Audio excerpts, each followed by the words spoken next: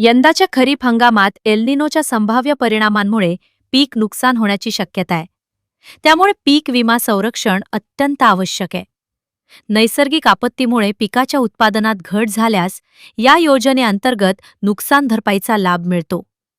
सिंधुदुर्गातील शेतकरी बांधवांनी आपल्या जवळच्या आपले सरकार सेवा केंद्र, बँक किंवा क्रॉप इन्शुरन्स ॲपच्या माध्यमातून 10 ऑगस्टपूर्वी अर्ज करून या योजनेचा लाभ घ्यावा, असे आवाहन जिल्हाधिकारी तृप्ती धोडमिसे यांनी केले.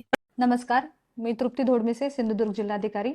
जिल्ह्यातील सर्व शेतकऱ्यांना मी आवाहन करते की सुधारित प्रधानमंत्री पीक विमा योजना खरीप हंगाम सन 2026-27 मध्ये राबविण्यात येत आहे. योजनेमध्ये शेतकऱ्यांनी सहभाग घेतल्यास महसूल मंडळांमध्ये पिकाच्या उत्पादनात येणारी घट गृहीत धरून नुकसान भरपाई देण्यात येते. यंदाच्या खरीप हंगामामध्ये एल निनोचा प्रभाव असल्यामुळे शेतकऱ्यांनी विमा संरक्षण घेणे अत्यंत आवश्यक आहे. सिंधुदुर्ग जिल्ह्यामध्ये भात आणि नाचणी ही प्रमुख पिके आहेत. आतापर्यंत 15,831 शेतकऱ्यांनी सदर योजनेमध्ये सहभाग घेतलेला आहे. सदर योजनेत सहभाग घेण्याची अंतिम तारीख ही 10 ऑगस्ट 2026 अशी आहे.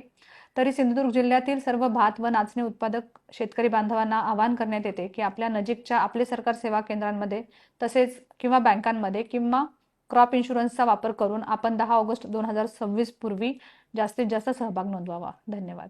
कोकण संवादच्या ताज्या घडामोडींसाठी चॅनलला सबस्क्राईब करा आणि बेल आयकॉनला क्लिक करा.